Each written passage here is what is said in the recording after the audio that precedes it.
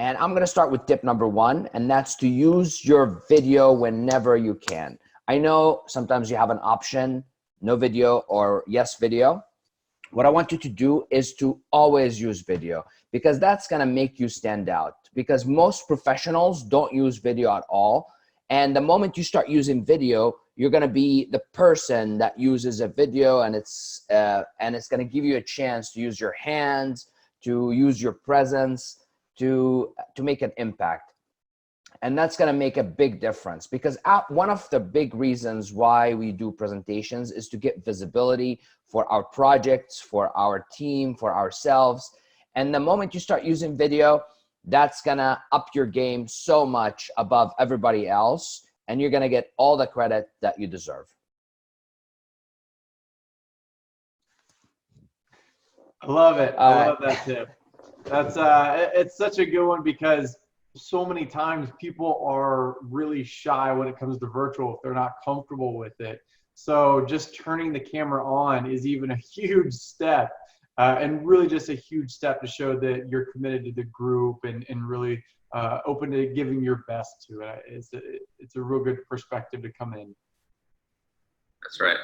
Yeah, I've been doing video calls and conferencing calls for a long time, but still sometimes I'll have the impulse to hide behind the phone, or not turn my video on, or I'll be like, oh, can we just do a call? So I don't need to do a video. Maybe I just don't want to be up in the screen, but it really makes a difference, and it shows that you're comfortable with being seen in front of the group.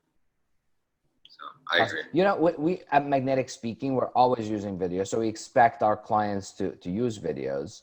And I'm always surprised whenever I get on a call with a client and they don't want to use video. And I go, well, this is public speaking. How the heck am I going to evaluate you and give you tips and ideas? And hopefully we're going to spread the message and people start opening up and start using video. I'm not too optimistic, and that's actually a good thing, because people who are hearing these tips will start opening up their videos, and most people will be afraid. So the people who open the video will stand out. That's right. What do you think, Gina? Oh yeah, no, I agree. I mean, when you're saying people like to hide, I felt that before. If you're not having a good hair day, sometimes you just want to hide behind the dark. Put that extra effort in so you feel good, and just go for it. Great. So, assuming that you do start going for it and you start believing us that you do need to show up on video, I want to talk about tip number 2, which is that you need to pay attention to your background, your lighting, and your sound. So with your background, you don't need to go crazy. This is a working professional environment. People aren't expecting that you have some that ring with the white light and all that stuff. You just need a background that's not going to distract and is going to enhance you on video. So right now here, you can see there's a little bit of a plant back there. The window here, I'm getting good natural lighting. There's a little bit of glare here, so it's not totally ideal. Certain days when it's really bright, honestly, this is not a good place to be. However, this is a vast improvement from when sometimes you're on your phone and start walking around. Oh, hey, Peter, how's it going? Hey, Gina, and everyone can see my kitchen. That's not what you want, because now I don't know about you, but I start looking at what they have in their kitchen. The other is what you don't want is to have lighting coming in. So right now you can immediately see, you can barely see my face. I have to really lean in. Even then, it's really, really bright, and it's going to be hard for people to pay attention to what you're talking about, because they're not even going to want to see you on the screen. So pay attention to whether the backlight is coming here or the natural light is coming from different directions. Now I'm going to show you what would be ideal. I'm in my room, and the background here, pretty neutral. There's a little bit of light coming in, so I would take care of that so it's not glaring. But generally, neutral background, not much to look at. Guitar case, that way people aren't distracted. And the other thing too is with sound. So I am in my own room in my office, so that means that my partner, she's having a call downstairs. If I stayed in the kitchen, there's a likelihood that she's going to start talking louder because I'm talking on the phone. And we all know that embarrassing situation where someone's in the background talking and you have to apologize for it. So set yourself up for success in terms of your sound so that there's no ambient background noise coming in. Of course, you can't control everything. So If you have a dog and it barks, don't worry about it. No one's really gonna care. The other is with your sound to have a microphone headset, because your computer microphone is going to pick up a lot of sounds, and it's going to be much more ambient noise than if you have headphones, and it's going to be easier for people to listen to you. The last thing, most people are using Zoom or other different conferencing software. They all have the input for the microphone setting. You probably want to set that pretty high, that way you don't have any issues with people not being able to hear you. I learned yesterday from you guys when you were talking about sound, and Peter told the story about his wife flushing the toilet once on an executive call. And so yesterday I had to use the bathroom while my husband was on a conference call, and I tapped him and said, "Flush the toilet, put it on mute, put it on mute." And he's like, so I learned from you guys, and already using our own tip. That's great. That's great. I've seen, like, even though we're talking about neutral backgrounds, and this is the bare minimum, and that's what most people expect from you as a professional, because you're not in a studio. So anything simple is good. If you want to upscale a little bit, maybe you can add the logo of your company in the background. I've seen people do that. Maybe add a flower or a pot. Or sometimes if you want, you can add something as a conversation piece. For example, Rahul has his guitar case over there. Like, if it's me, I would actually prop it up and showcase it. So when I get online, people might ask me about it. And that could that one's empty. Warm up. They're all over there. Perfect. Yeah. So I would say first it's good to start with a bare minimum, and then you start adding things based on your personality, and it's going to add more spice, and it's also going to add to your brand as a professional in the company. And we see most people too, that a lot of people that are chiming in on the online class, for the majority, it's okay, it's decent, backgrounds and sounds and lightings, but sometimes some of the participants will have scratchy microphone connection. Or I remember there was one woman where, like you saw with Rahul, the light coming in from behind him, she was sitting there and the light was coming in, and she was just a dark figure. You couldn't really tell. And then whenever she would talk, none of us really know who was talking because you couldn't see the expression. And so after a while, we had to get familiar with it. But it just creates the sense of familiarity and connection, and you can really express yourself better because your hand gestures will be seen, and everything else with it, of just having good light.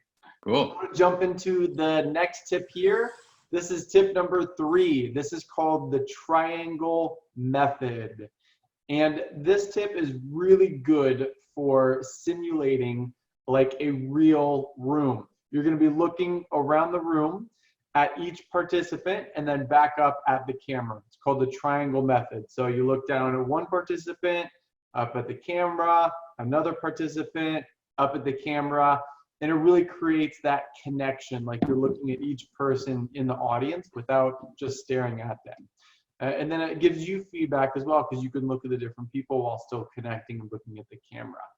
It's a really good way to make your listener understand your perspective and really get a feel for it, because in a virtual environment, we have the physical space is disconnected. There's a lot of nonverbal communication that is communicated through your eyes, through hand movements, body language, but really we're zooming in on just your eyes and facial expression in the virtual environment. So you want to work on those nonverbal skills the most, to really look at the camera, make that connection, and then each participant. What do you guys think? Super. I think it's a good one. And, sometimes people get stuck looking at themselves and they kind of don't even realize that they're just looking at themselves the whole time. So it's an awesome tip. You definitely want to give that variety. Exactly. Yeah. And when you are looking at yourself, just glance, you don't want to stare at yourself, but exactly. Yeah. When we first started running the online public speaking class, it was amazing to me to see how people respond to the camera. I've seen people sit like this in the class, looking at the computer over there. I've seen people like being like this.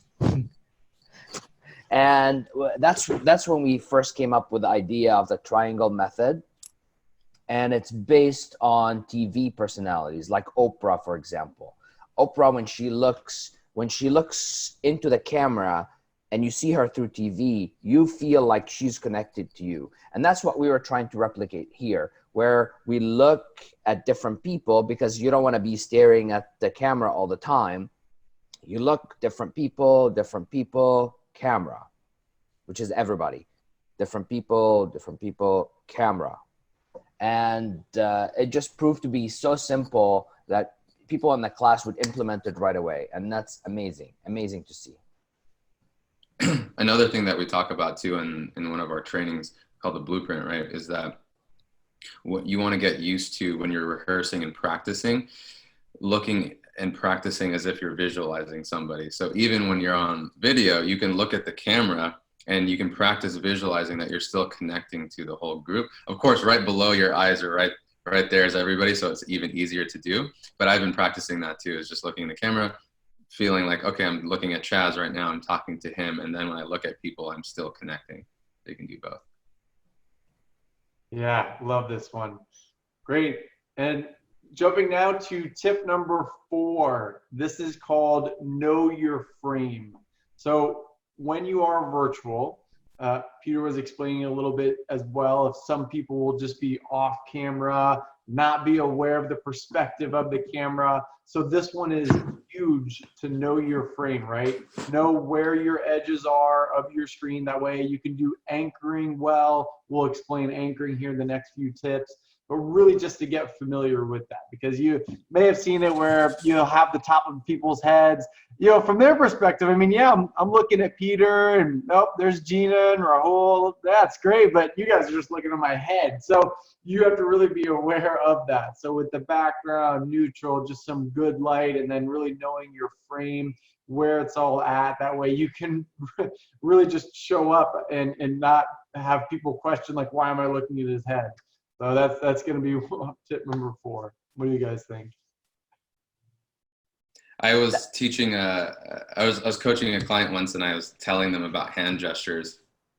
And I was like, yeah, so you need to be doing this versus this. And I was just doing it like this the whole time for like a minute or so. And they didn't say anything. And I realized that they couldn't see any of my hand gestures. And I looked at I had turned my camera back, or my self view back on, and I realized it was like this. So then I had to like, oh, okay, hold on, give me a second. And I was able to shift it there. So that I agree, you really do need to know your frame. Mm-hmm. Yeah, 100%. And this is so important. You have to know your frame and how you're framed. Otherwise, you could be doing things that are embarrassing. And you probably, sometimes you forget that the camera is on if you don't check your frame all the time. Exactly. I know when we started having more virtual meetings and doing the trainings, it took a second to get used to, because you kind of look around and you're in your room, right? You're looking around, you're like, oh God, there's a whole group here. Like, I'm in a meeting, it's just harder to be fully aware of it if you're not used to it. And one of the things as well is to not stare at yourself. That's a huge thing that we have, is how do I know my frame without just looking at, my picture the whole time? Well, you're just glancing and really understanding, if you need to look at your picture before you start the meeting, so you just get comfortable with where everything's at, and then just during the meeting, check in on your own picture time to time. That way you're not just staring at your own picture and getting lost in your head. All right, now this brings us to the next tip, and that's how to use this frame that's on the camera right here, because you have this whole real estate. Now, it's important to leverage it every single time. And the best way to leverage it is to use anchors. Anchors simply mean you place different ideas in different spaces. For example, my first step was turn on your camera, right? So now I'm talking about anchoring. Notice, turn on your camera, anchoring. I position those in 2 different spots as I talk. This is equivalent to having paragraphs when you write an email. If you write an email with no paragraphs, everything's going to bleed into everything else, and it's going to be hard to read, and there's no separation of ideas. Same thing when you're communicating, you're supposed to separate the ideas. And the way you do it is visually. And that's called anchoring. Awesome. And, you know, anchoring is something that you can also do on the phone. So let's say, for example, you're just on a conference call and you're not doing the video. Even you can anchor by just walking. Let's say you have 3 points you're talking about. You're going to walk to 3 different spaces in the room. And while, yes, people can't visually see you, it'll actually help you to slow down. It'll kind of integrate natural pauses, and that'll help people on the phone to really absorb and digest what you're saying. That's really good. I love that one, Gina. And also with anchoring for the first couple times, I've seen some people try this, and what happens sometimes they'll go in front of their face, or so here's what we're going to do first, and then we're going to move here. And it might work for them, but you got to remember the perspective thing as well. So like Peter did very well, you know, he did outside of his body a little bit. That's why it's important just to get your frame down, get that tip, and then you'll know how to do the anchoring from there. Yeah, in the delivery training, we usually say maximum 3 or 4 anchors on the stage, right? Now, for an online environment, I find that it's hard to do 4 anchors because you have limited real estate. So it's usually good to do 2, 1 or 2, sometimes 3, right here. So it's not in front of your face, but right here, 3. Yeah, exactly. I tried doing 4. Sometimes I'll go to the corners, but sometimes it doesn't come out right sometimes. Yeah. It's over there. Yep, exactly. And you can play, like, remember this matches the frame. You can always play, like, for example, you can say, oh, and now we have a cell, and the cell is floating in the air and it goes away. And notice it's out of the frame, but you can still see it. So it creates a story, and you can play with that. That's advanced once you get the basic anchors. Okay, guys, now we're on tip number 6, which is leverage your hand gestures to captivate your audience. So maybe you can't use your entire body language in a virtual space, but you can definitely use your hands. And using your hand gestures will help you to be more expressive and just more overall dynamic. So when you're trying to explain something, hand gestures can really help you to show versus tell. And essentially, think about it this way: the more cues that you can give your listeners, the better, right? Because the more likely they'll be to pay attention and really absorb the information. And this can be especially helpful for visual learners. So I'll show you 2 examples, one with hand gestures, one without, and then you can decide which is more engaging. I'm so excited to finalize our new website. I think we should add a chat bot to the website, and I found one with a ton of features. I think this will really help give our customers quick info that they need, and it'll be a grounding force for the website. Versus, I'm so excited to finalize our new website. I think we should add a chat bot to the website, and I found one with a ton of different features. And I think this will help our customers to really quickly get the information they need, and it'll be a grounding force to the website. So I hope you guys thought that the second one was more engaging. So for your next virtual presentation, or virtual meeting, just try practicing different hand gestures to really captivate your audience. And this way people will better understand your message. I've definitely heard though some clients say things like, I use my hands too much and I think I need to tone it down. So what do you guys think? Do you think there's such a thing as too many hand gestures? I don't think there's such a thing as too many hand gestures. I think there's wrong hand gestures, like Chaz was talking in the previous clip, where some people like to do this over their face. Okay, that's not good. But doing things like this and things like these and doing this on the camera is great. Yeah, I agree. I like hand gestures as well because they help raise or lower your energy level. So you can use them, right? If you want to be more energetic and you're trying to say something and listen, guys, here's what I have for us, versus we could try that. We could also, you could also use it with your energy level, because the more hand gestures you bring in, the more energy you have to bring to the whole thing, versus just lowering the hand gestures a little bit, you slow down. So you can kind of play with that. That's why I like the hand gestures. They can lead your energy as well. Awesome. Yeah, well, something good. Yeah, I was just going to add something also is that you want to be intentional. I think that's the difference. You want to be intentional about the hand gestures. So Chaz, when you're saying, you can tone it back, you're conscious about what your body is doing. And another reason you want to be using it is because you don't want to end up being, you want to avoid being the talking head like this. And now I'm speaking like this the whole meeting. And I'm just yesterday someone was like that on the call. And it just nodded, and someone else was like this, had their hands out, and they just seemed like a full person. So as far as you can get without actually standing up on your virtual meeting, the better. So at least this much, it goes back to knowing your frame so that you can capture as much body language as possible. 100%. One time I snuck in on Chaz's online class, and there was this engineering manager from a tech company here in the Bay Area. And he was sitting in his office, nice and bright, and you can see his hands on the table, and he's like, I was like, wow, this guy looks like $1 million. And that's just perception. That's right. All right. So now we're on to tip number 7, which is having strong energy so that you can be more influential. Energy is super important, and it's just as important in the virtual space as it is in person. So first, having energy and being really enthusiastic will get people excited and interested in what you're saying. Because if you're not interested in what you're saying, then why would anyone else be, right? And then secondly, you want to have committed energy, and this really helps you to project confidence.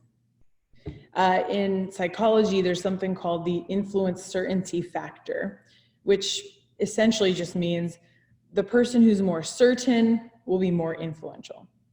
So if I had a bet with Rahul about who won the Super Bowl 2 years ago, and I'm like, it was the Patriots, and he's like, no, it was the Eagles. And then if he bet me $500 that he was right, I'd probably back down, right? Because maybe I'm not so sure. So bottom line, you want to show that confidence and have that level of certainty through your energy. It's super powerful, and it can also help to preempt any objections or any challengers. So play around with your energy and find what feels authentic to you. I know that some people say, for me, being authentic is like more low key or more reserved. What tips do you guys have for folks who feel like their kind of home base is a little more relaxed? Yeah, my home base is super relaxed, and all you're learning how to do is just build new pathways that you can go down. Because at some point, being super relaxed is not going to always work. So you need to be able to jump into a higher energy level or a different energy level when the time calls. It's okay if your set point is at a different place. Some other people's set point is way up here all the time, and they need to shift down because sometimes they need to be softer, calmer, more relaxed too. So it's more about, do you have the available ability to do that? Because if you've never practiced it before, it's not going to magically happen on a call when you need it. So it's a common thing to think. And also it's when you're speaking, it's not about you, it's about your audience. So you always want to keep in mind their energy level. And we teach in the delivery bootcamp, we teach that your energy should be 5 to 10% higher than your audience. Because if it's too much higher, then you break rapport. If it's too much lower, you also break rapport.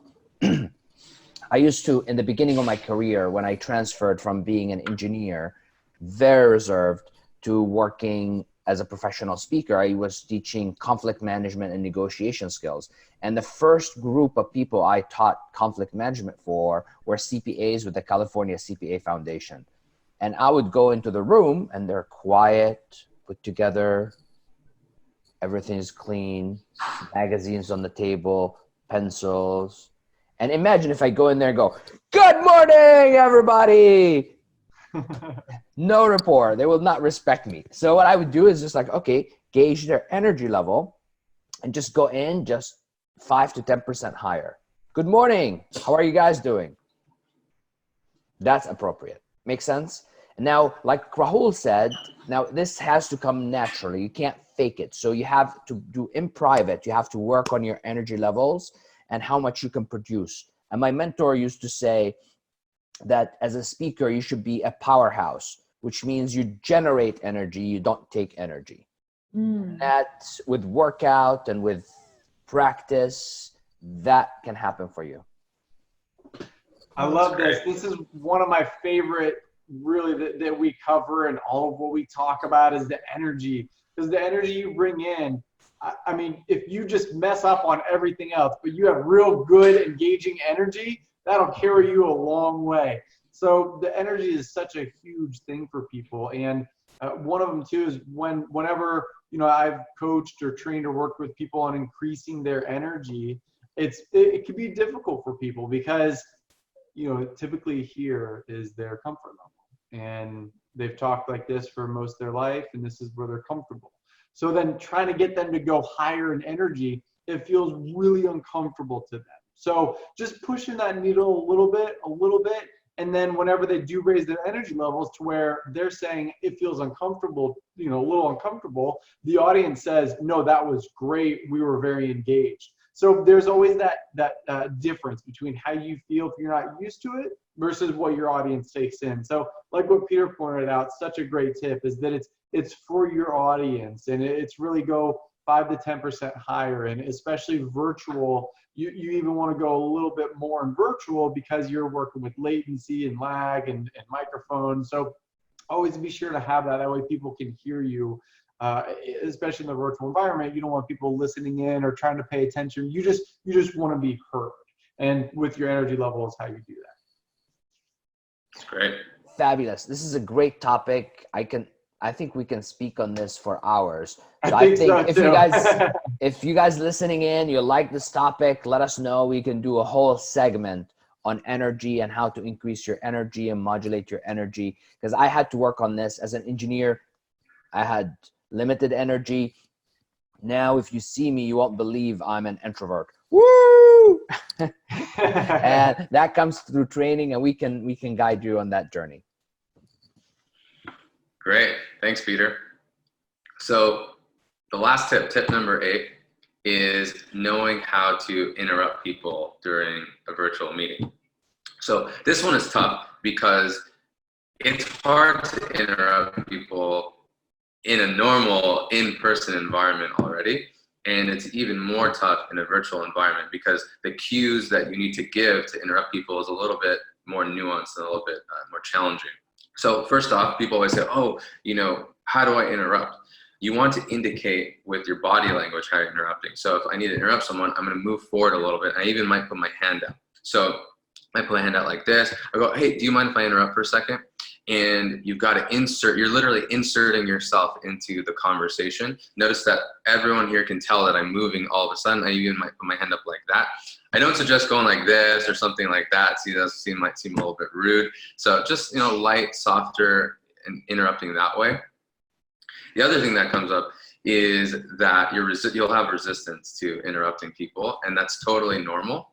You're just going to have to work through getting used to interrupting people, and that's why we've even had our clients practice interrupting in our facilitation class, where they go back and forth, interrupting the group, interrupting a particular person, because we all know that time in the meeting when someone is talking too much or going off on a different topic, and maybe you're not the facilitator, it doesn't matter. If it's going on, it's actually distraction and detracting from everybody's time. So think of it more of your responsibility to jump in. And that's what I started doing as a facilitator. I started putting it on myself, say, hey, this is my responsibility to make sure this time is being used well. And I don't want that to go in that direction because I am afraid of looking like I'm being rude or I'm looking mean or something like that. Trust me, everyone's going to appreciate it when you interrupt that person. Maybe they won't say it afterwards, but they'll be thinking in their head like, oh, I'm glad that he interrupted. So try it out, move your body language in, and after you get used to it, it's not going to be that much of a deal. What do you guys think? I love it. I think it's so important. It's such a good exercise in boundaries. Especially as a woman, you're trained to be nice and be sweet and not interrupt people. And even just in myself in this line of work, getting to practice this skill has been incredibly empowering. So I can't recommend it enough. Yeah. And one thing professionals should be aware of, that there's an implicit agreement that in a meeting you can interrupt people and people can interrupt you. So don't get offended when you get interrupted, and don't feel bad about interrupting people. If that's the case, if you feel hurt when people interrupt you and you feel bad when you're interrupting them, it means there's maybe lack of trust in the team that you need to address. And if you're the team leader, maybe that's a sign for you to do team building activities and do things with the team to help them build trust in themselves. Yeah. And others. Yeah, that's a great point. Yeah. Yeah, it's true. Yeah. We have people that are sometimes going through meetings and they're really great at their work, very smart individuals, but just in the meetings, they don't voice what they're working on. They don't voice concerns or, voice what they're doing. And sometimes the whole meeting will end and then they haven't even said what they needed to say. Someone else said it, or the meeting's over and everyone's walking away and they're like, oh no, I still had my part. So that's why interjecting and just finding that balance between being abrasive and then just being assertive. So it's a difficult balance, but once you get there, you kind of play with it in different directions. You'll find that really just getting your piece out there adds to the whole team. It's like Rahul said, that responsibility and just that adding to the team, as long as you're not going too far in the other direction. That's a really good point, and I suggest getting feedback from people. So if let's say it's your first time interrupting in the meeting, and it'd be great, just ask, oh, Gina, in that meeting, do you think I was abrasive when I interrupted that person? I bet you they're going to say, oh no, I thought that was really necessary. And sometimes maybe they'll say, oh yeah, that was a little, maybe, the way you did it or something was a little bit hard. And that's normal too. When you're first starting out with these things, you might swing in the opposite direction. And I've asked people, I'm saying that because I've asked people myself, oh, when I told that person this, or when I interrupted, did that seem rude? And most of the time it's never been that way. They said, oh no, that was the right thing to do. So check in with people. One of the games we practice in weekly classes and also in corporate trainings is a game called Switch. And we put people together around a table and we have them interrupt each other as fast as possible. And if you want a good team building activity, let us know. We can show you how to do it with your team. It will be great. It's going to highlight who speaks the most, who speaks the least, and it's going to train everybody to balance out. That's right. It's a good one. Awesome. Well, these are what we have for you, the 8 tips of how to work in a virtual environment. It's really important because the more we progress in virtual space and working from home and given everything going on in our current environment, really, we're seeing the world more move towards this virtual area. So learning to communicate in that space and really being able to work as a team, collaborative and very cohesive group together, you have to know how to work in a virtual environment because there's some little different nuances than even in person. And really as a recap to go over the tips, one was to use your video or not use your video. We recommend turning video on. And the second area was your background, your lighting, and your sound. Really making sure everything is set up so you can communicate in nonverbal ways, and that way your group will really be able to see you, understand you, and just work better as a team. And then the triangle method, really going from the camera down to different participants to the camera. Make sure you play with your frame. The 4th tip, playing with your frame, right? And then the 5th tip is anchoring on screen. So just sticking with 2 for the most part, maybe 3. If you really want to challenge it, go to 4. No, stick with 2 or 3. And the next tip, number 6 here, of hand gestures. really, what do you do with your hands? How do you use your hands to help your energy, and how to reduce your hands to lower your energy, and really keep your group and listener drawn in like that. And then the tip after that, 7th, is energy level. I think this is one that we could probably have a whole other hour-long course on, of energy, right? How do you really have captivating energy, especially in that virtual space? And then for the last tip, really jumping in and interrupting. Sometimes you have to interject. Sometimes you get interrupted, but it's okay. Just, think quick on your feet, handle it. But then at the same time, you also have to speak up while finding that balance between being rude and then not saying anything the whole time. What are your guys' takeaways for them? Any next steps they should do? How to get started? Anything else? Just like anything else, public speaking is something you learn by doing. So I would recommend attending an online public speaking class.